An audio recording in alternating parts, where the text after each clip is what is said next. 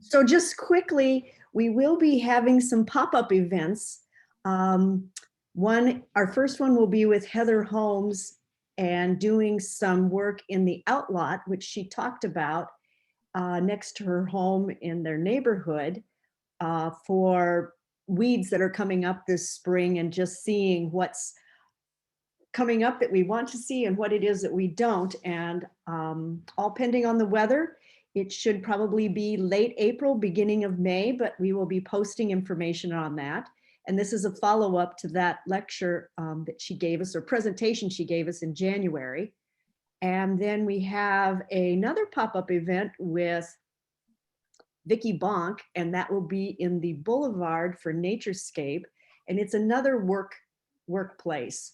So please stay tuned. We've got tours that will be happening throughout the summer, and some events like this where you actually get to be hands-on with the work that's going on in site. Thank you. Thank you. So with that, I am going to introduce our speaker tonight. But first of all, I'm going to let you know that this is part one of a two-part spring program. Generally, our April program is something that we have always enjoyed, called Table Topics, where we have kind of a more of an open house format. It's really more of a basics type of program where we have various landscape designers or professionals come in, where you can chat with them. They give little mini presentations, but COVID last year, we couldn't do that. And of course, we can't do that again this year. So the goal this year was to do some sort of a demonstration and focus on jumping worms. And since we can't do all of it in April, we're doing it in a two-part series. Tonight will be Ryan teaching us about jumping worms. And then next month, we're going to be talking about some of the best practices that we can have to avoid spreading not only jumping worms, but possibly change our gardening habits in a way that we can avoid spreading other invasive species. So I know you're all anxious to hear what Ryan has to say. I was lucky that I got to hear him last Wednesday night when he spoke to Longfellow Garden Club.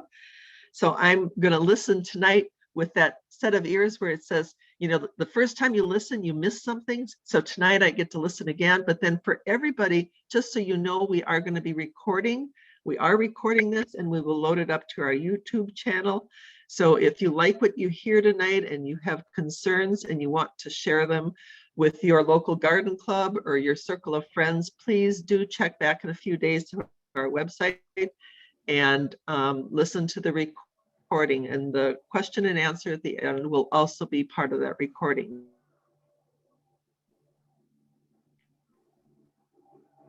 All right. Ryan Hueffmeier from University of Minnesota, Boulder Lake, Environmental Learning Center. All right. Thank you, Julia. Hello, everyone. Yes, my name is Ryan. I'm from Boulder Lake Environmental Learning Center. Before we get going forward, just want to make sure everyone stays muted. If you do have questions, you can put them in the chat and they'll get them to me at the end, and we'll leave ample time to have a good conversation. And then I'm always happy to follow up with people if they have other things they want to talk about. So today we are going to talk about the jumping worm. It is a species of earthworm that is fairly new here, and we're going to learn a little bit more about it today. Before we get going, this project is funded through the support of the University of Minnesota Invasive Terrestrial Plant and Pest Center, and also the Environmental Trust Fund. I've been manager of a citizen science project called Great Lakes Worm Watch. Moving forward, known as Worm Watch, we are expanding geographically, so we took out the Great Lakes and just Worm Watch. I've been working with earthworms for about 13 years. Currently, I'm the director at the Boulder Lake Environmental Learning Center, and a lot of my focus is on citizen science projects, kind of like we're going to talk about today. So today, we're going to cover about 18,000 years in about 10 minutes. And then in that, we're going to talk about glaciers, ballast, worms. We're going to make a distinction between our human disturbed ecosystems and our natural or our native ecosystems. And then we're going to differentiate between European earthworms, the earthworms that we see and have seen in our gardens and have been seen since we've grown up, and these newer Asian earthworms or Memphis. Before I go on, I always have to put a plug in for Boulder. If you're not familiar with this place, next time you're in the area, you should stop by. This is an eagle's view of Boulder Lake. It is an 18,000 acre classroom about 20 miles north of Duluth. And on our 18,000 acres, we have a 4,500 acre reservoir. We have 22 campsites, over 20 miles of trails. We do K through 12, college, professional development, both teacher and natural resource professionals, and then public and family programming. And so we run the gamut, and we got a lot to offer. So if you're ever in the area, please stop by. Why earthworms? Why are we talking about earthworms? We're talking about gardening, and earthworms are a very important organism when it comes to soil. They are a fascinating organism, and they do their job, which is breaking down organic matter and turning it into nutrients, right? And they do it really, really well. Why are earthworms important in our area, in Minnesota, the glaciated region? Well, all earthworms in our region are non-native. And since their introduction, researchers have been documenting over the past 20 plus years these negative environmental impacts that they're causing. Some of the main things that we want to be cognizant of or be aware of is they alter the soil profile through their feeding and burrowing habits, which we'll learn about, and they alter the way the nutrients cycle through the system, because again, they're really good at their job. We want to make some distinctions right off the bat. The European earthworms, they primarily impact that natural forest system. A lot of the stuff we hear about European earthworms within a created ecosystem or your gardens or agricultural settings, they tend to hold true. And European earthworms are found throughout the state. There's really not a place that they're not found.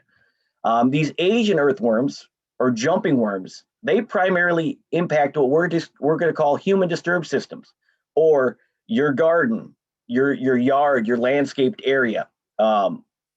And currently, what we know about them or where they are is really only in the southeast corner of the state, up into the Twin Cities area and a little north. We don't know if there are other places, and that's why we're doing outreach like this, and we're connecting with gardeners, because we want people, if they're finding them, for us to know where they are, and we'll talk a little bit more about that. But before I go on, if you ever look up how many earthworm species are out there, you'll get numbers 2,000, 6,000. I think I've seen as high as 7,000. There's really no one really knows for sure.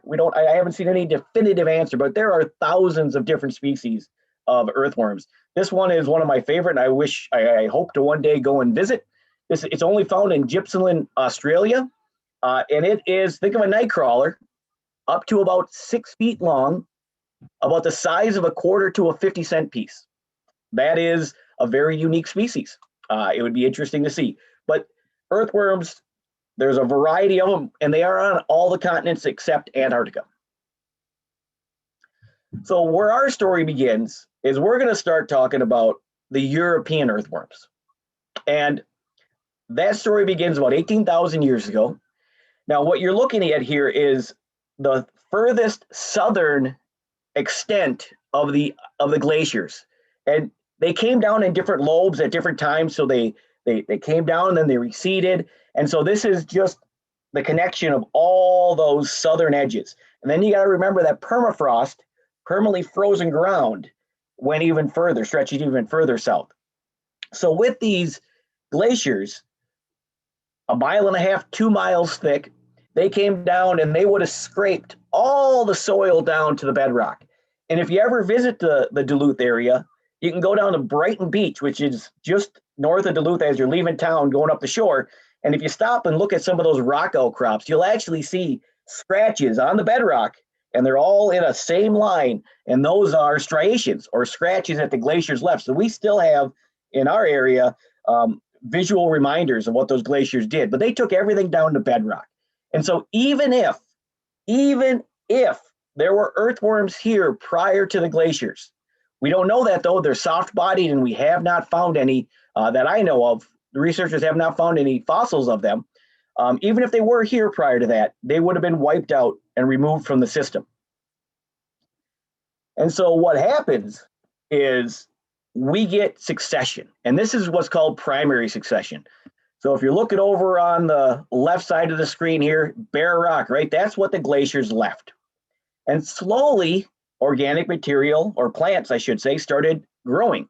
Started with small lichens, and those lichens would start breaking down and growing in the fissures of the cracks, and weathering would make the rocks break apart. And then we had small annuals, went to perennials and herbs. And again, this is thousands of years, grasses, shrubs, your first line of trees, your shade tolerant, and then your climax community or your shade tolerant community, such as like a maple forest. And earthworms, so in this whole span, it was fungus and bacteria. Those were the primary decomposers to break down organic material, get it back into the nutrient cycle, and get it cycling up for plants to consume.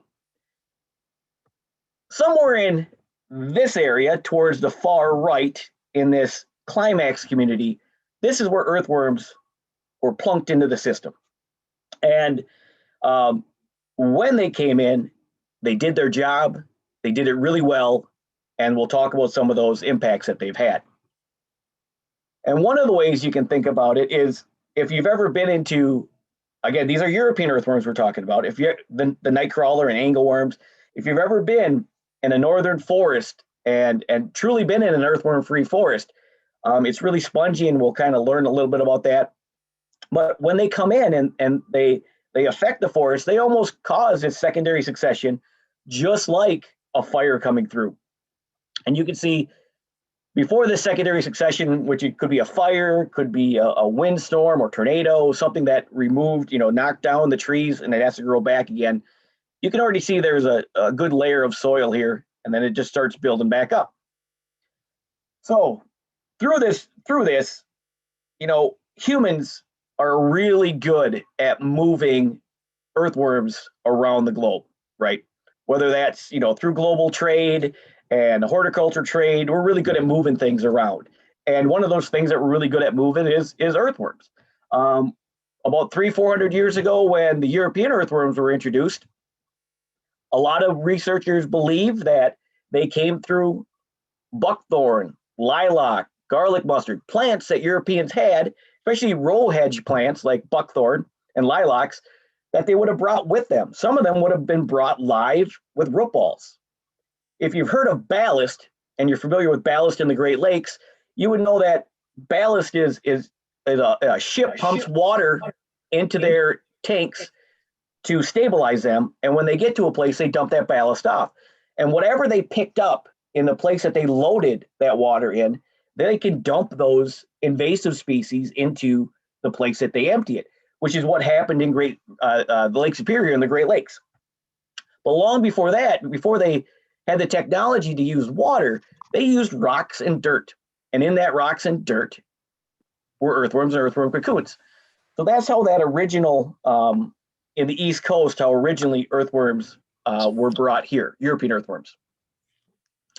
Now, again, remember, we're going to make some distinctions here. We're going to be talking about the human disturbed, which is what we're calling your garden, your agricultural settings, and then the natural system, which would be our natural forested or prairies, our natural ecosystems. This is a picture of me in the Chequamegon National Forest over in Wisconsin, northern Wisconsin. And I'm in a truly earthworm-free site here. And in a truly earthworm-free site, as I said, it was fungus and bacteria that broke down the organic matter. So when leaf litter falls, when animals die, when plants die, when trees fall down, all that material sits on the forest floor and it forms what we call duff. Duff is just all the organic material that's above the mineral soil. And because those nutrients are being released so slowly, and because that duff acts like a sponge and holds water in and keeps temperatures constant, you get a lot of fine roots growing in that organic layer.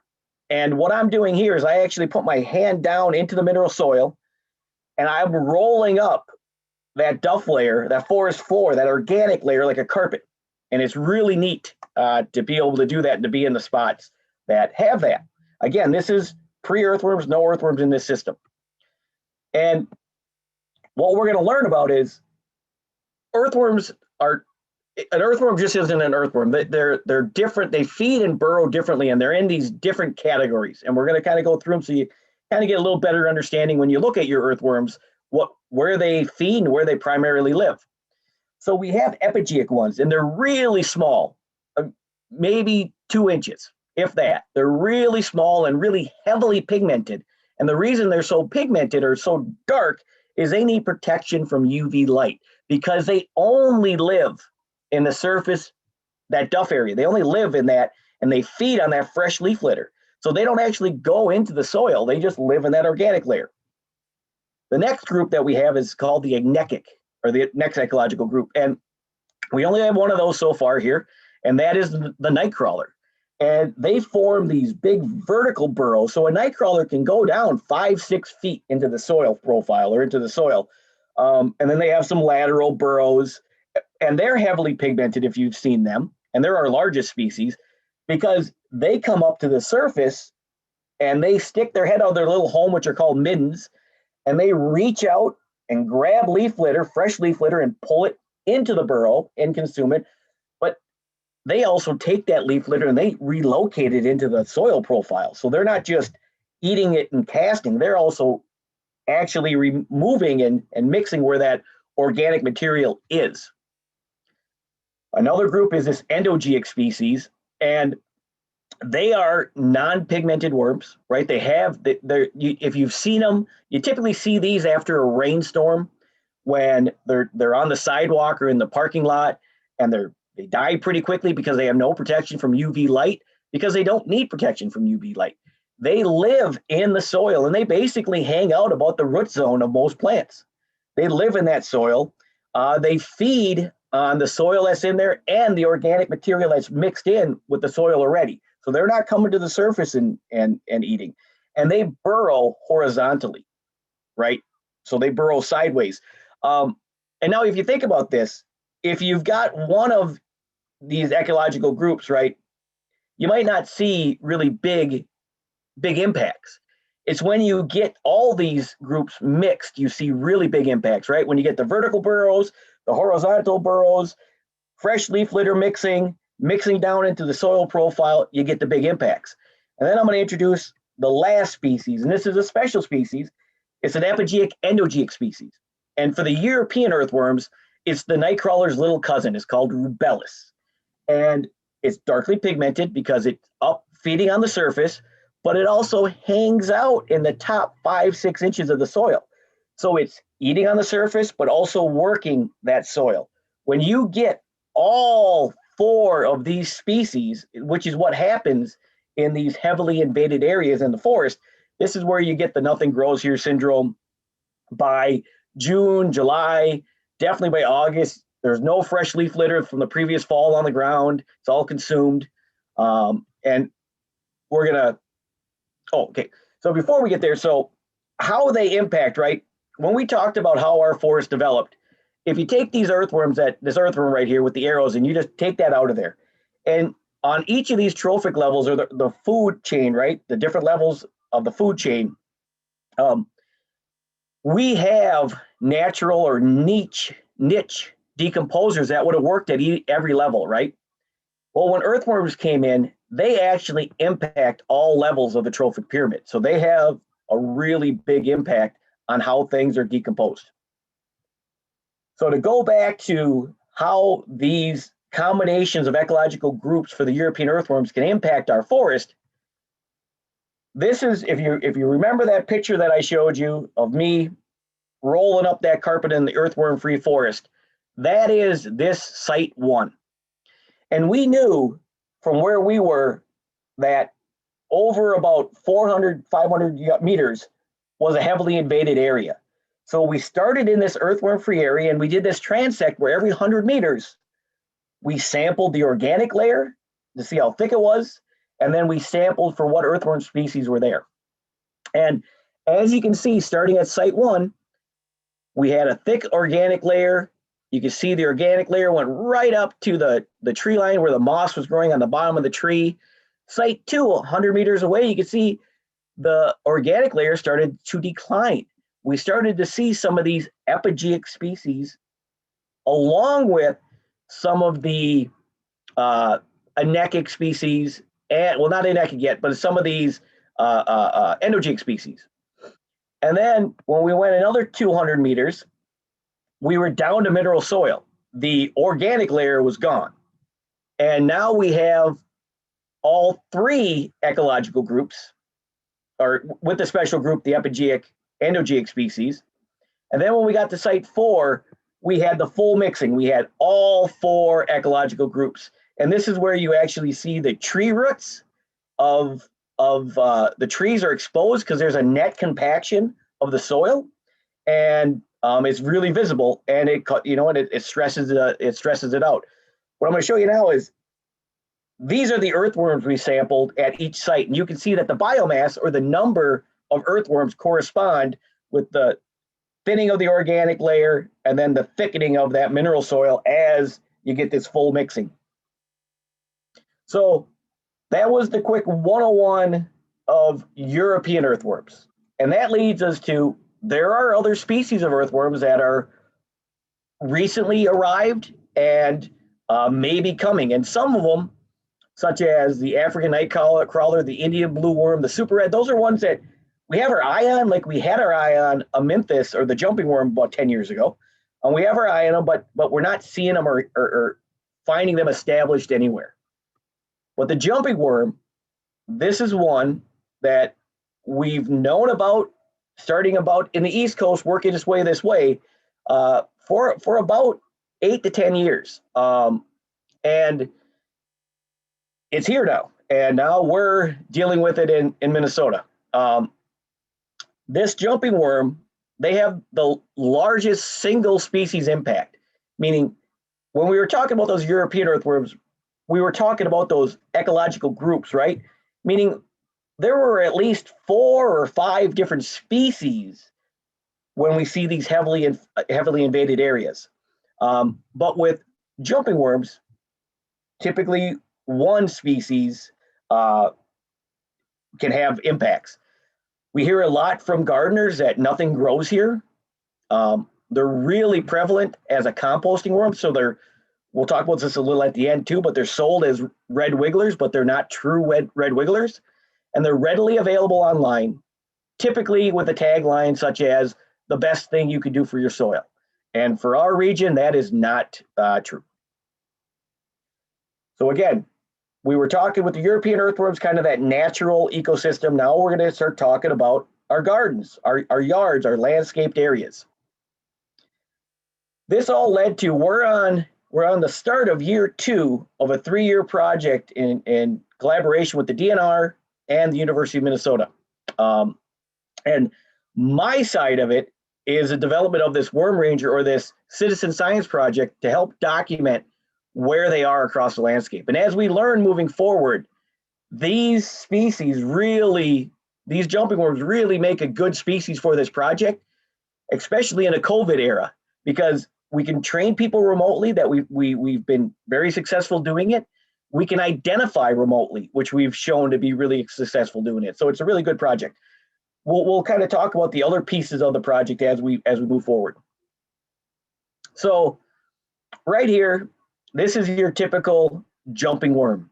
It's dark, kind of like a European earthworm is kind of pigmented on the top. These are kind of pigmented all around, all the way around the body. And when you look here, it might be tough to see, but all this black soil, that's all casting. It's all earthworm poop, all on the surface, caused by these jumping worms. Here's another picture that I like, these 2 pictures, because what we'll learn is jumping worms love mulch. And they love mulch because they actually have an enzyme that can break down woody material so they can consume it directly. European earthworms do not have that ability, which makes these guys a little scarier. But we've been hearing reports that over a season or 2, they can impact people's mulched areas. They can take that mulch down pretty quickly.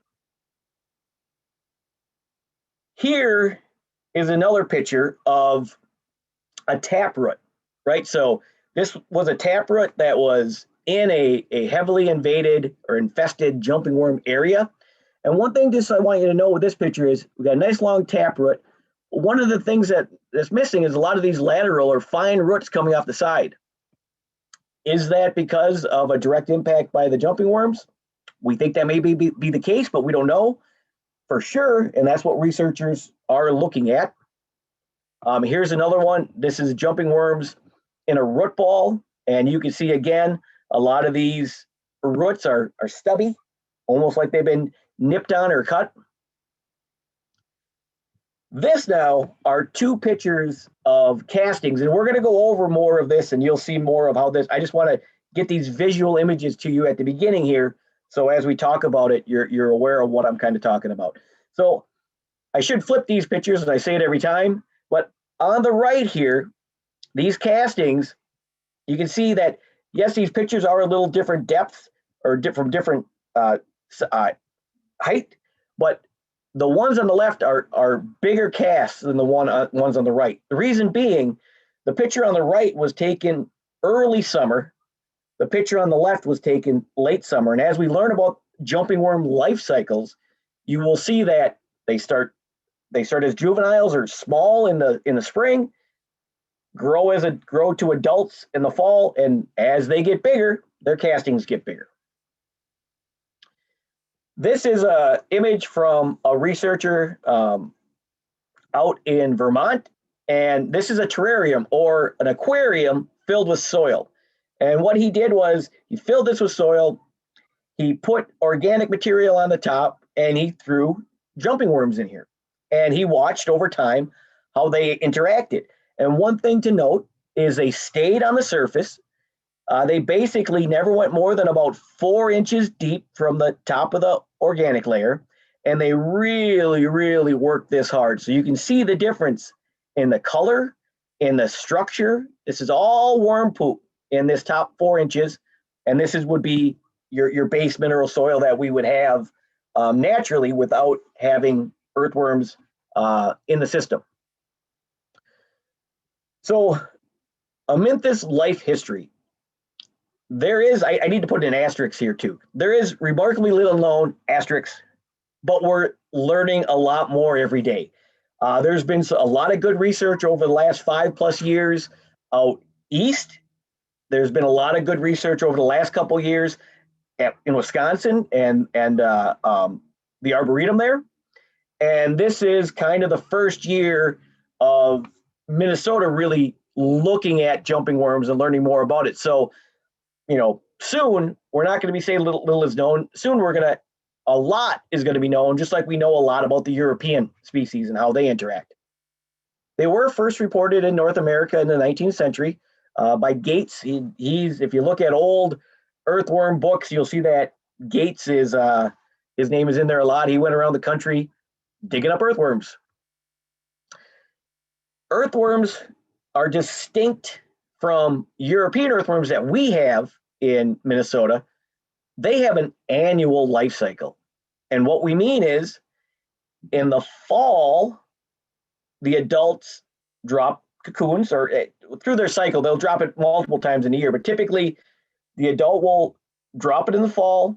Those cocoons overwinter and then hatch in the spring, and the cycle begins. Regardless of our weather, these earthworms, yes, if it gets cold, they're dying. These jumping worms are dying because it's cold. But even if our temperature stayed constant, they still only have an annual life cycle that they only live an X amount, and then they would die anyway. And then the next season, the jumping worms or the cocoons would hatch. Again, they produce cocoons late summer, early autumn. They overwinter, and then they hatch. Now, another difference. So if you might remember this from school biology, most European earthworms have both sexual organs, male and female, but they need another worm to pass their fluids with to make viable eggs or cocoons. Jumping worms are asexual. They can clone. It only takes one. And another thing about that is a jumping worm can mature in 60 days. Now, and when we mean mature, that means when they hatch out of that cocoon, up until they got that ring or that clitellum on them, which we call a clitellum, right? The ring, that means they're an adult. That means they're sexually mature. And they can reach that with ideal conditions in about 60 days. It might take 70, 80 days, but they can reach it in about 60 days. A night crawler is 130 to 150 days. So that's less than half the time these are able to reproduce. Now, that has impacts, right? Especially if we start thinking about climate change and thinking that our springs, on average are starting a little sooner, our falls on average are going a little later. So if they're able to, now it seems like they're able to get maybe 2 generations in a year. If we have an early spring and a late fall, they might be able to get 3 generations in, if not 4. And what you'll learn as we go is they're really hard to find and notice in the spring, but in the fall, that's when these populations get big. And that's when you're really going to notice the impact and also notice that they're there. What research has discovered so far, or what they think is the cocoons the hatchlings are triggered at about 50 degrees Fahrenheit.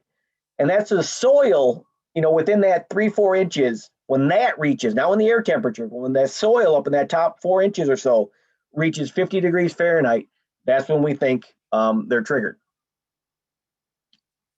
Their peak abundance in that mid to late summer, like we said, that can exceed 100 individuals per meter squared. And they are, just like we talked about the rubellus, they are one of these endogeeic, epogeic species, again, that just work that top soil. Now, to think about this peak abundance, think of a box, 3 foot by 3 foot, 5 inches deep, and you have 100 nightcrawler size, around 8 inches sized earthworms in there. And they're all hungry and they all just want to consume organic matter. You can see how this can have some big impacts. Again, thinking about those impacts, their voracious appetite, I'm just bringing these visual images back to you. This is at Taproot with a lot of the fine roots gone. Again, you can see a lot of castings in that soil. Here is a picture. This is earlier in the season, and also you can see a lot smaller castings. But this one, you could just pull right out of the ground. There was nothing holding it in. So when you plant something, right, and you pack that dirt around, there's some structure to that soil, and it holds it in. When earthworms, when the jumping worms start working in that top, and they cast it, well, now all there is think of putting your hand in a bowl of coffee grounds or maybe kitty litter. I like to think of the candy nerds. I don't know if anyone knows what they are, but I like to think of put my hand in a bowl of those. That's what castings are like. And so there's nothing really to hold that plant in the ground. And that's why we hear stories of people just pulling them right out of the ground, or larger plants just falling right over. And again, here's one where we've had reports of people pulling their plants out, and in that root ball finding, 20, 30, 40 earthworms or jumping worms all right in there, just doing their thing. So what impacts do they have? As we discussed, they alter that soil structure, right? They take something that's tightened together, and then they loosen it all up like coffee grounds or kitty litter. And then through breaking down that organic matter and removing the fungus and bacteria that broke that down slowly, they incredibly speed that process up. So now the nutrient cycling is off, and it's different. And a lot of times there's a net decrease in nutrients in that system. Their preferred habitats. Mulch is number one. This is what we're finding in our research last year. This is what we're finding when we look at the research that people have done in other places. They seem to just love mulch. They love flower beds. They love compost piles.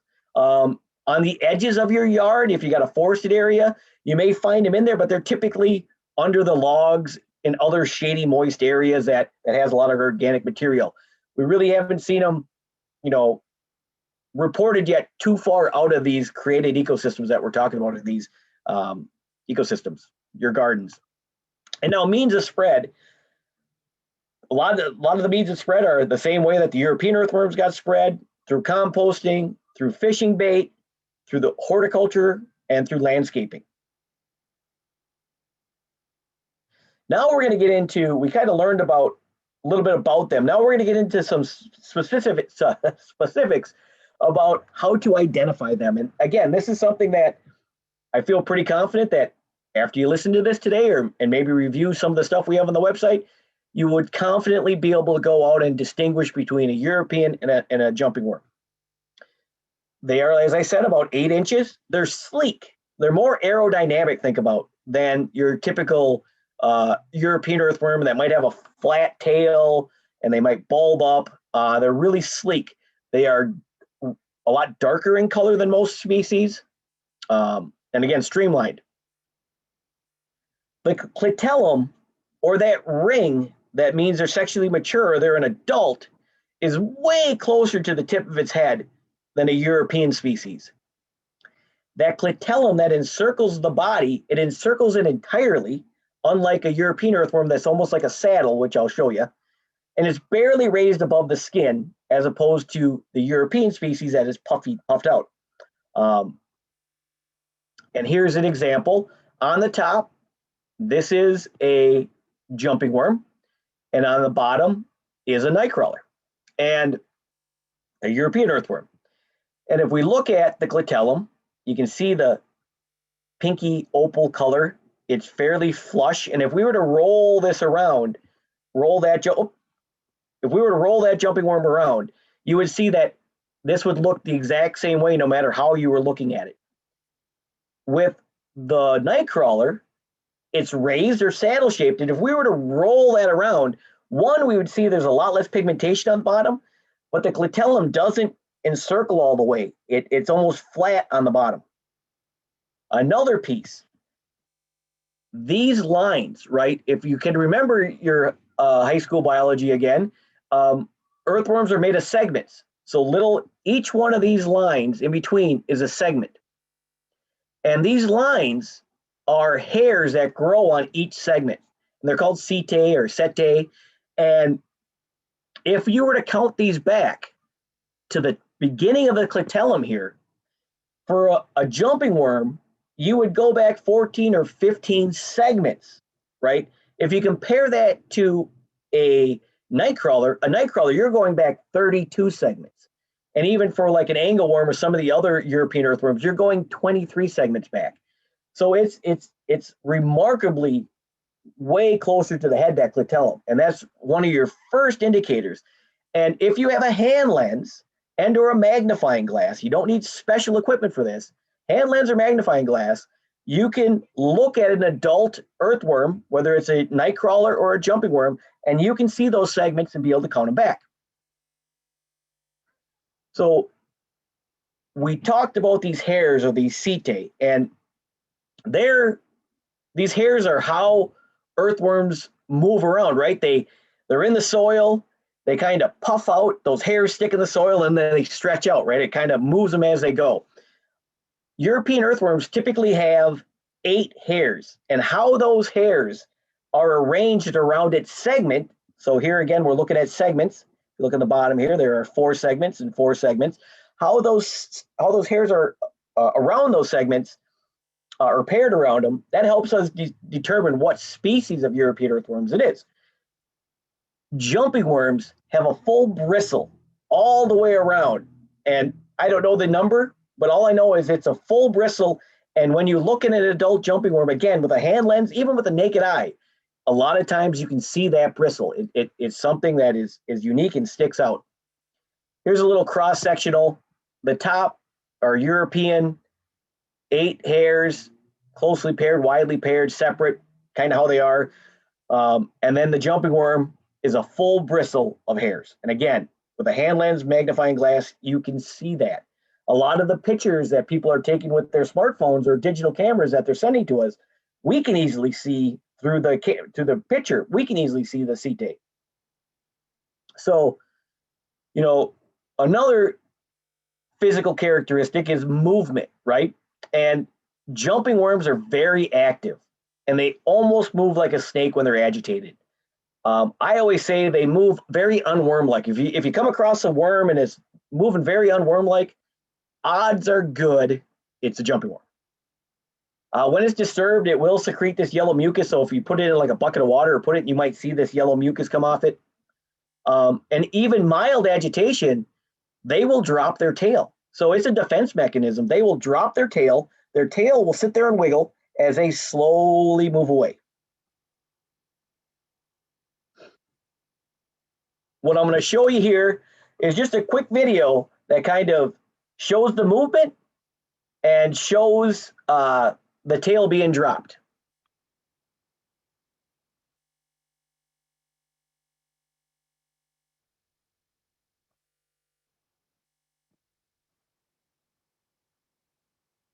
So there's the movement, thrash it around. And here's where you're going to see the tail drop. And the tail will fall off. So that's all I wanted to show was that movement and the tail falling. And as you might have heard in that audio, they don't make good fishing worms. People think that they do because they are so active. Well, because they'll break apart like that, and they will literally thrash themselves off the hook. They don't make a good fishing bait.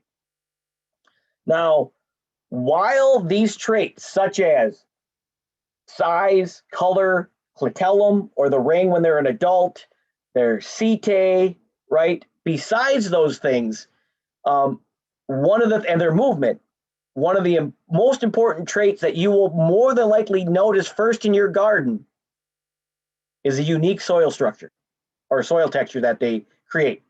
And that is, as I talked about, that coffee ground or that kitty litter. That's one of the things as you're working in the soil this spring, you might come into some of those patches. You're not going to see or be able to identify any of the jumping worms yet, because remember, they're just going to be hatching. But that's a sign that midsummer, you should be coming back and looking at that. Now, I've added this slide for Julia. She had a question about, and I've gotten it a couple other times, about what do these castings look like, right? What do cocoons look like that it would be in the soil? And these castings, they're dark, right? They look like soil grains. And as you can see, there's a few different species of these jumping worms, but they all have that same ecological group and they all have the same feeding and burrowing behavior. So we kind of lump them in as one, but their sizes, change anywhere from, a couple centimeters or a couple millimeters to 4 or 5 millimeters. And those castings are immersed within or mixed in with those cocoons, are mixed in with these castings, right? So to find those individual cocoons is pretty tough to find. Here, basically it would have been probably July, mid-July. We had really started ramping up this project. Obviously, COVID slowed us down a bit. And one of the bonuses of COVID, it turned it into this online remote presentation that we have here. And then we also have an online training that is self-paced. And with this, we've been able to reach so many more people than we would have when we were going to go barnstorming across the state. And so this is, there's been a silver lining for this. But on August 9th, before we really started our promotion, you can see that these green are counties that there's been documented jumping worms in. And you can see after we started our push in the fall and in September and October, we have what we call our jumping worm bio blitz. And that's where, because again, that's when there's the greatest proportion of adults. That's when we want people out surveying, and you can see how many more counties we found. We had well over 300 reports in that time, and we expect to have, unfortunately, way more reports this year because we're getting way ahead of it. We're getting a lot more information out there and have really made it easier for people to report their data. So one of the things, if you have jumping worms, the first thing we tell people, don't panic. We get a lot of oh no, what do we do? But don't panic. You need to take precautions to avoid spreading them. So if you find that you have them, you need to find a way to contain your stuff on site. You don't want to have someone come in and take all your compost, all your mulch, or take your soil and move it, because they're just going to move whatever's there to another site, right? So researchers are working and trying to figure out how can we mitigate this, right? But right now we don't have those answers. So one of the best things we can do is just avoid spreading them. So number one thing we could do for all invasive species, right, is don't introduce them in the first place. But if they're there, avoid spreading them. So you can remove and destroy as you're digging through. They're just on the surface, right? They're within the first couple inches. So as you're moving around and hand moving and using your shovel or your hoe or your trowel, whatever it is, you may bring them up. And as you bring them up, you can just pull them out and destroy them. And the best practices that researchers say right now are you put them in a plastic bag and you throw them in the garbage. There are other ways you could do that. I mean, do you have chickens? They're high protein, right? Do you have reptiles? You can get creative in other ways to destroy them if you just don't feel right throwing them in a plastic bag and throwing that plastic bag in the garbage. Experiment, and we're going to talk about this. So there is an extension program that I think last year there's about 10 people that have participated, and they're working on different types of alternate landscaping. So removing or not adding, you don't really need to remove the mulch because they consume it, but using different materials. They're keeping a log and they're sharing their successes of, and not just alternate landscaping, but trying different plant combinations. And they are finding things that research hasn't bared it out yet, but anecdotally they're seeing things that work. And I will share that for people who have them. It is almost like a support group for people that have them, and able to learn a little bit and then experiment with your own gardens and share that information. That is going to help the researchers ultimately as well, to help give really good recommendations down the road. And spread the word. Pass on the Jumping Worm site, pass this information on, connect them with us. We're happy to talk to as many people as we can. And then follow the research. At the beginning, I sent you a link to the Jumping Worm project. We're getting that ramped up for spring here, and you will see that we will add more information on the research where it's at as we know what's going on, and we'll have more information. So that website should be pretty dynamic this year with more information coming out every couple weeks. And share with everyone, don't buy jumping worms. Don't buy them for your composting. Don't buy them for your yard. Don't buy them for fishing. Just don't buy them. And don't move invasive species in general, right? So, and that's one of the tough things. We know that they hang out in that root ball area. We know that they're in root balls. We know their cocoons are in there. So thinking about how we move plants, right? And I know we're talking plant sales and that. How do we deal with that? That's something that, we're working through and trying to figure out. I did send you, I give you that link again, that on that extension site, they do have a plant sale best practices that we know to date. It's not the end one, but it's the one that we have, the best we have right now. Anglers, don't dispose of unwanted trash or dispose of unwanted trash or unwanted bait. And gardeners, be on the lookout for them. And again, look for them in soil, we find them in potted plants a lot, and mulch. So any areas that people are using mulch, and if they're getting them, we get a lot of reports. I went and bought mulch from X big box store. I put that mulch, it was in plastic bags. I put that mulch down. In the fall, I had jumping worms. The previous year, I did not. I ordered from X big box compost or mulch landscaping place.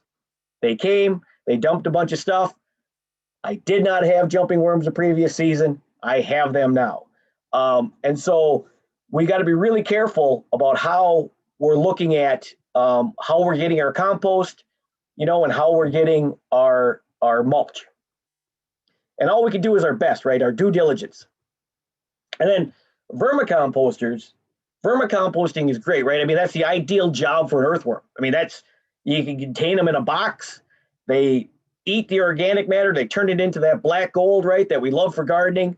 But we want to make sure we're using true red wigglers, which are called Icenia fetida. And a true red wiggler, as far as the Worm Watch project, we've never had them reported outside of the compost pile. They seem to just only live in the compost pile. Doesn't mean that at some point they haven't, but we haven't had that reported to us. And so they seem to be a really good, effective composter.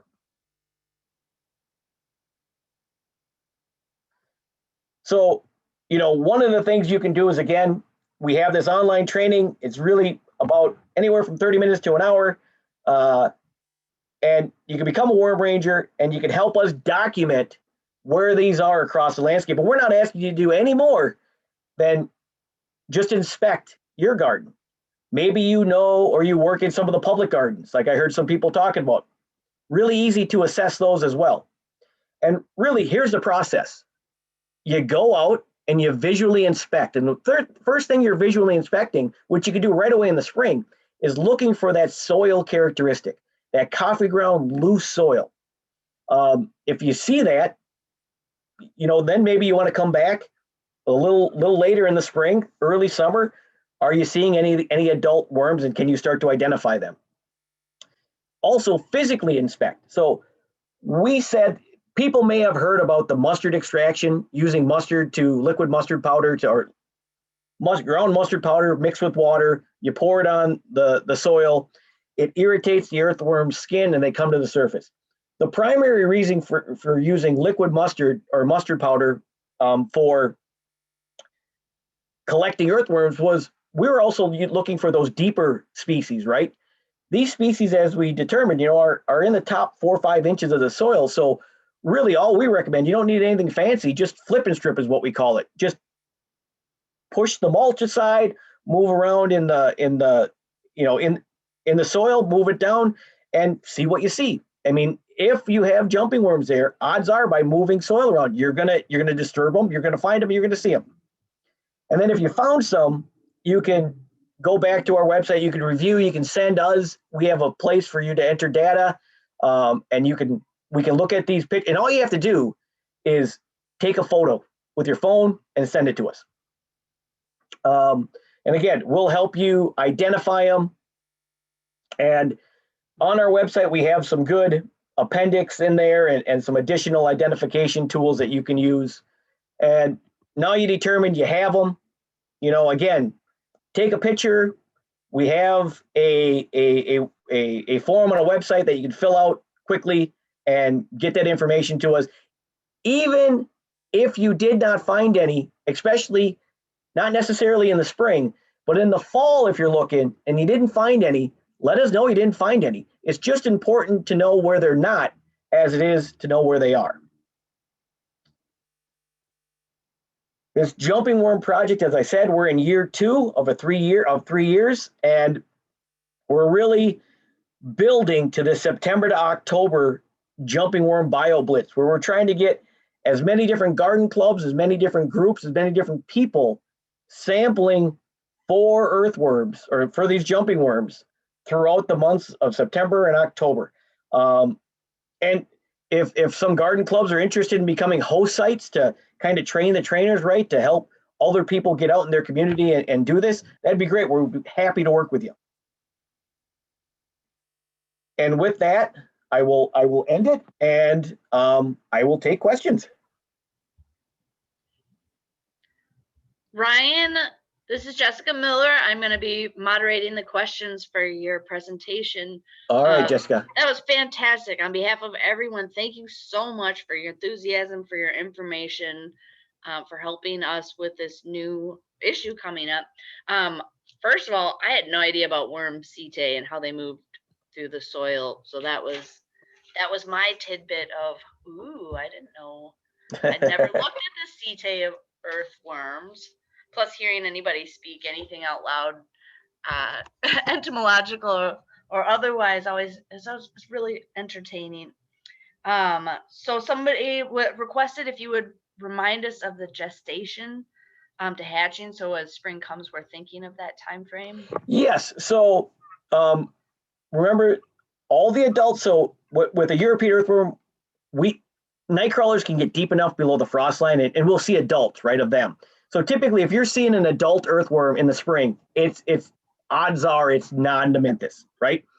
So they're coming from cocoons in the spring, and when that soil temperature. So the key is, that 3-4 inches down in the soil, when that reaches about 50 degrees Fahrenheit, that's when they're going to hatch.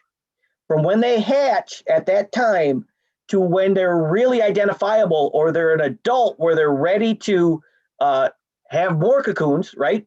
That's about 60 days, anywhere from depending, that's ideal weather. So that's, constant 70s, good moisture, because they are a subtropical species originally, right? Okay. And so variations in that will slow it down. So it could be up to 90 days, right? But on average, if you got good conditions, 60 to about 70 days from that soil temperature reaching 50 degrees is when you can expect to really start seeing adults. And I'm going to jump ahead a couple questions just because castings and cocoons and egg masses, like, is there a specific term for an egg mass cocoon, or is... No, it's just cocoons are the eggs. Yep. And so each cocoon, depending on the species, can have anywhere from 1 to 15 to 20 hatchlings in it. All right. Next question was with the sale of compost wigglers, is there anything to make sure you're not getting the jumping worms in with those? So the one thing is, learn how to identify jumping worms. And again, it's not difficult. The key pieces that I said, when you apply these pieces, and like I said, we have the information that you can print off, and use, and we're going to continue to update and make it more user-friendly as we go. But you have the information there. And the big thing is just making sure it's not a jumping worm, right? That's number one. But we're happy to, if people are curious, we're happy to work with people to help them to identify, if they have true red wigglers. Oh, absolutely. Okay. Mike, I threw one of my questions in there. Are they faster than, I saw them wiggle extensively, but like if they had their little head poking out and you went to get them, do they disappear faster? So speaking about the setae, so they have that bristle, right? And the way they move, so yes, it does allow them, they do seem to, I must honestly admit, I've never clocked their speeds to compare, but in my experience looking, yes, they do move. They seem to move faster, and they move like a snake, like you've seen. They really slither. But we unlike have a new betting scene then in Minneapolis. Then we can bet on the wiggliest. yes, just like frog races. Right? Get away from the turtles. You leave them where they are. Go race your invasive worms. And then with how wiggly they are, is this being bird food, robin food? Like, is this? So what we're seeing is yes, that birds, are a lot of birds are opportunistic, and earthworms are chock full of protein. So we don't. I've seen nothing that says that robins, will hunt them out. But they will. We haven't seen any reason that they don't eat them. One of the things that we found with earthworms in general, for like say salamanders, adult salamanders love earthworms, right? The babies are what is called gap limited. They can only open their mouth so big, so they can't eat the earthworms, right? So the adults can, but the babies can't. So it's a good food source for the adult, not a good food source for the baby. And we're sure that has, ripple impacts across the ecosystem for other species. So those are things that we know that there are other researchers kind of looking at some of those areas. And again, we're hoping that in 5 years from now, again, we're able to say, here's what we know, right? And it's a lot more than now. And we're giving people concrete advice. Well, sure. Well, and I would also presume that if you have to chase the worm a little bit more, there's that cost benefit. It was more visible, but I had to chase it longer to catch it. So it might be harder on birds than whatever other worms are available to them. And I think you said how many in a cocoon? With jumping worms, I don't quite know, but exact the number, but it can be anywhere from 1 to about 15. there's that Alright. range in there. All right, we got vocabulary. Now with, we're starting to get vaccines and shots and all these wonderful things, and we're ready to swap some plants. Should we put a pause on plant swapping until we've got this figured out more? Bare roots is okay. Identify. The way I look at it is due diligence, right? And if people know where their plants are coming from, if people are learning to identify jumping worms, have an idea where their soil's coming from, and can mitigate the risk, right, as best as possible, then people got to make that decision, right? There is no regulatory commit, right now that says no, you can't, right?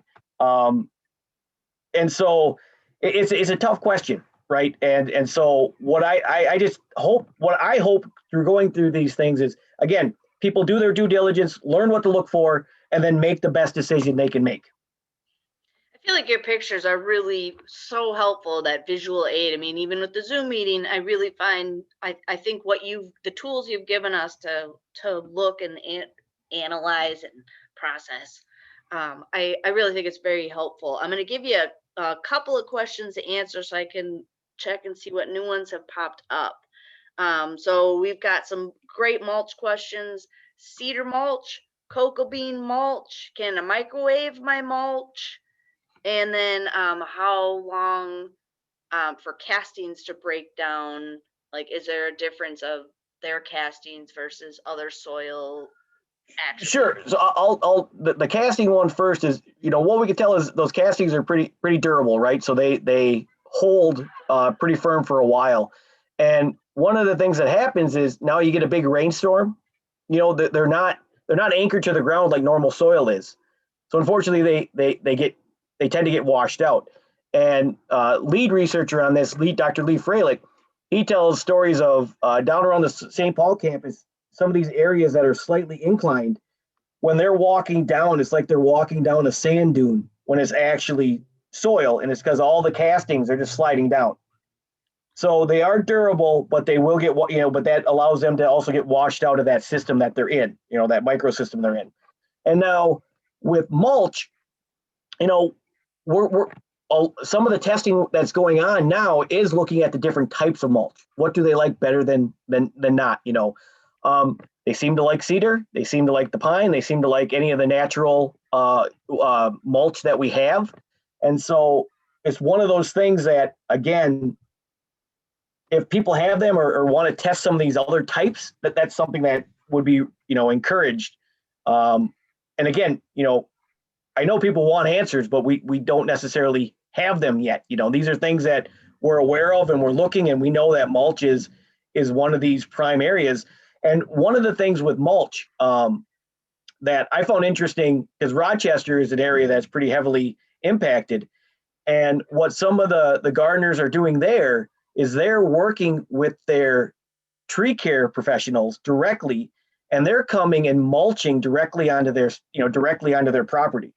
So you're not going to intermediary. So one of the problems are when you go to these large mulch areas, especially in these landscaping businesses and that, when you look, it's just piles of mulch on dirt, right? So if inadvertently jumping worms got brought in, well, now every time a scoop goes out, they're going out to all their places, right? And so, but it's really, really tough to ask these places, you got to make a 50 by 50 contained cement pad that has draining that you keep this on and you're testing, right? But that's ultimately what would need to be done to make sure that stuff is kept, jumping worm free. So yeah, there's a lot. It's tough. Well, one, if there's any researchers listening in, you've got a lot of topics to delve into. So actually that makes me feel like the city of Minneapolis does big mulch piles, or has in the past, and that they're, I think, always, if not always, very much most of the time in a parking lot on the asphalt. So that feels like they've got a benefit of our doubt if they put those piles out this year to. And I would, with that, we are working. Our research group is working with the City of Minneapolis park system with that, so they're aware and they're doing their due diligence, right? They're making their best practices to account for this. Because again, this is where we're seeing, unfortunately, it's coming through mulches where it seems to primarily be spreading. Excellent. So then I got a couple more temperature, and we started thinking about, since it's on the edge of winter, I'm thinking about cold temperatures. Is there heat limits, or you said it's because of where it's from?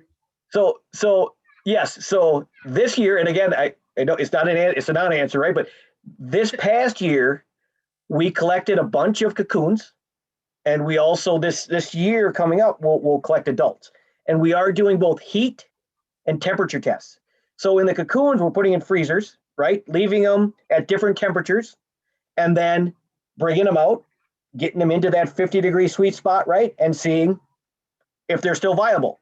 And doing that, replicating that a bunch of times to get to this idea, to be able to answer that question. So next year, I hope people ask me that question, because I'll be able to answer it at least better than this. And that's the same thing with, what research finds so far is, like, when you heat treat compost, right, to get the weed seeds, that 140, 150 degrees, right, that you're getting it up to, yes, that seems to be killing the cocoons, right, which is great, just like the weed seeds. But unlike a plant seed, the adult jumping worms can move. So even I saw someone asked a question about solarization, right? They can move. So yes, you may be killing what's directly being solarized, but they just move out to the system. You remove your solarization, you put your nice mulch in there, you put your nice plants back, and they're just going to come right back in. So we're looking at what those temperatures are that kill them. But again, this is a subtropical species, so they can handle some of those warmer ends as long as it's not super dry. If we get warm and dry, we think there might be an impact. Warm, moist, which is, tends to be where our climate's going, that could benefit what they're doing in their survival. Okay, and it looks like I had a question of, wild spaces. Are they safe, because we're not adding things? And it looks like somebody answered already that there's some in wooded areas invading wild spaces too. Do you have a So we don't know how fast, and that's why getting people out to survey will help us understand where they're at. And once we can see some of these areas that are invaded, and we can start finding and following, start tracing them, tracking them year after year to see how they're moving, we'll have a better understanding. So we do know that they're into some of the wild spaces, right? But we know predominantly it is these habitats, our gardens, our landscaped yards. That's predominantly where we're finding them. And they are able to get into them, but they don't seem to enjoy that area as much as the European earthworms did, right? But again, we're learning more. Yeah. Oh, humans, we must meddle. Wait, don't meddle. Is the light band unique? So you talked about. Yep. So that opal color, right? That opal milky color, that is, a European earthworm is going to be almost that pigmented color, right? It's going to be a lot darker for the most part. And now what's really interesting is even within species, right, there's a lot of variation in what they look. So, it's just not, they look exactly like this, right? So yes, some may have a little darker and some may have a little lighter, right? But for the most part, that milky opal color is a good characteristic. Let's see, wild spaces. Some recommendations for worm castings. I guess other worms than jumping worm castings. Are they all a little bit less stabilized into the soil than non-casing? Yeah. So when you think about it, that baby cousin of the nightcrawler that I said, rubellus, right? That kind of lives in that same zone that jumping worms do, but they're a lot smaller, and they do have some of those impacts, but they don't necessarily get to the densities, nor do they reproduce as fast, right? So yes, they can loosen up the soil, they can aerate the soil, but and this is why we haven't heard from gardeners in the past, right, that they were seeing impacts. It wasn't until the jumping worm came on the scene that we started getting calls from gardeners saying we're seeing impacts. When I'm going to digress really quickly. When I started as jumping worm, or when I started with Worm Watch 15 or 12, 15 years ago, whatever it was now, when we would talk to gardeners, all we would get was, we're not interested.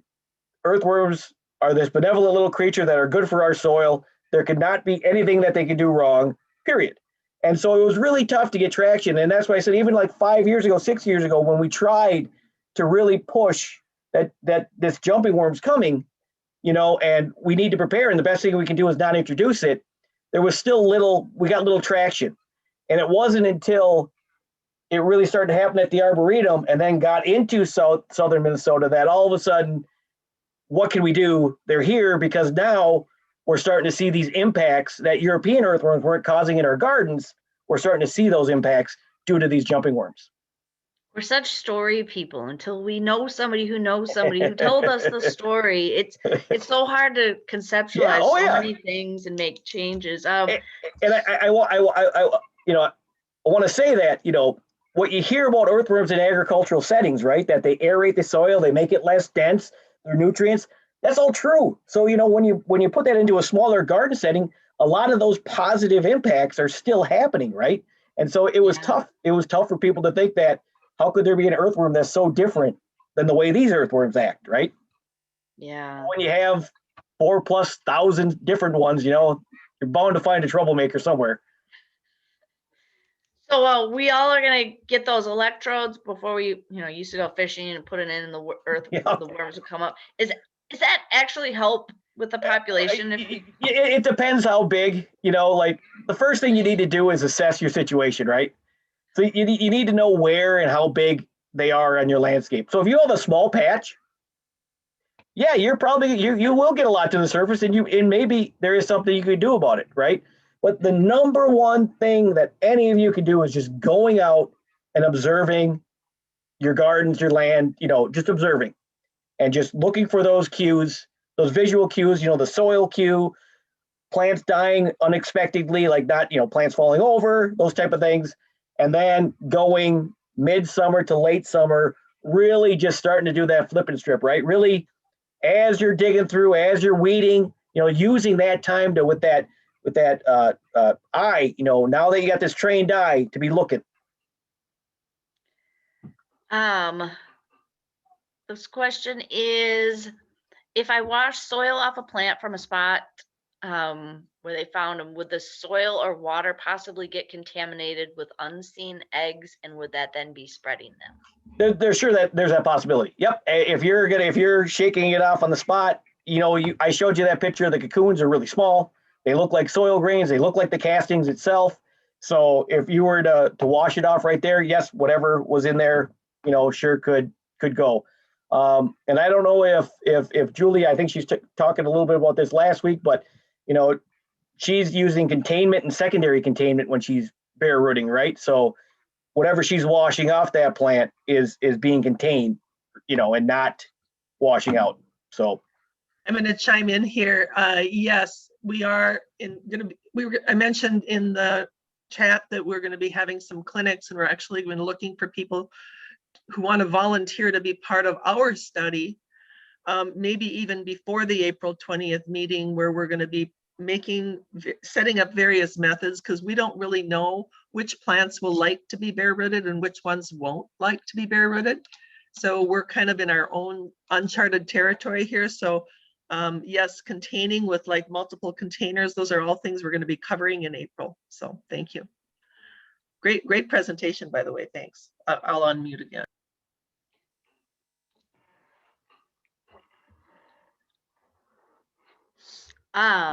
So let's see. Oh, clay soil. I'm immune, right? If I have some nice dense clay soil, if worms hate my yard. We'll have to see. We haven't seen anything that says, we haven't heard any reports that said that that's the case. So I don't know that one which way or the other, how they're impacting clay soil. One thing, that I will say, we got a lot of clay soil in northern Minnesota here, because of the glaciation and that went with it. And, we don't have jumping worms that we know of yet, but that could be a climate grade. So the furthest north that we have jumping worms is northern Twin Cities, right? We've we've been looking for the last few years, not in the scale that we're looking at right now, right, across the state, but we've been testing it and following up different things. And again, there seems to be this line like straight across at St. Cloud that we haven't seen anything north of that. So whether that's, you know, it's got to be some kind of climate variation, but we'll have to see. Right, soil, climate, what part of the ecosystem makes the greatest effect that we can measure and calculate and disseminate to all of us. Do you think they'll put it on the invasive species list so we'll So raise awareness? one of the bonuses is Laura Van Ripper from the DNR, Minnesota DNR. She's a terrestrial invasive species specialist, and they are now, it is now listed as a invasive species that, you know, it's someone's looking at it. It's listed as, but it's not regulated right now, right? Okay.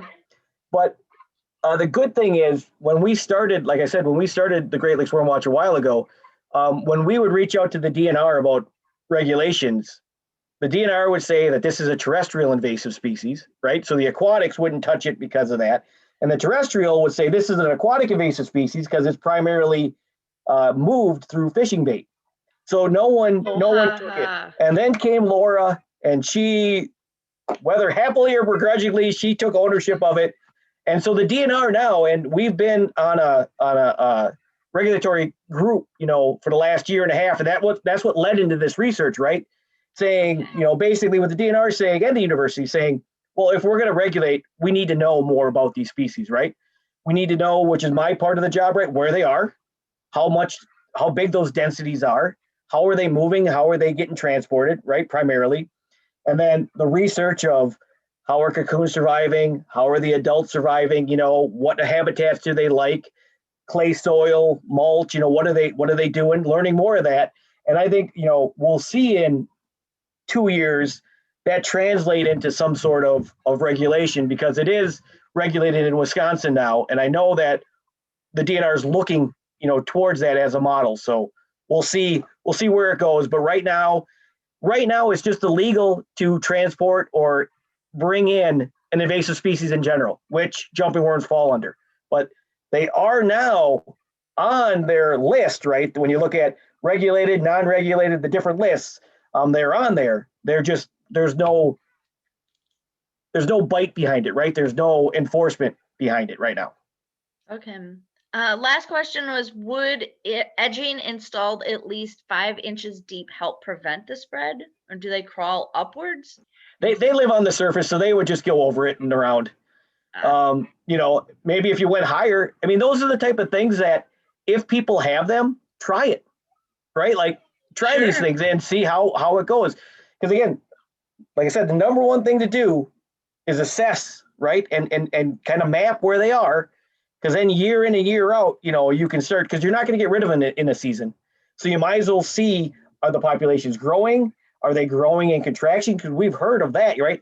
One year the population's big, another year the population's small. What was that environmental thing that happened that might have caused that? We don't know. Ryan, I want to thank you so much for your time tonight on your presentation. Applause all around, even if you can not hear our muted selves. I'll turn it over to anybody else, Julia, or anyone who has further remarks before the end. But thank you so much for your time, Ryan, and your expertise. You know, you're welcome, and thank you, everyone. And I hope you think about becoming worm rangers. And like I said, it could be as easy as, you know, just checking your yard out. But if you have other public spaces, and we stress public spaces, right? Other public spaces that you know that there are gardens, especially with mulch, check them out and let us know. I just want to chime in and say thank you, Ryan. Listening to it 2 weeks in a row helps me understand it better. And because I'm going to be doing the presentation on April 20th next month, hopefully I can capture some of what you've done in a review next month. I hope all of you chime in and come back and register to come next month, and that we hear from many of you between now and then. Maybe you'll join a committee. So Roz, do you have anything to add before we close? Anyone else? Holly, Karen? If not, then thank you, everyone. Good night. I appreciate it. Thank you all. Good night, Ryan. Nice work.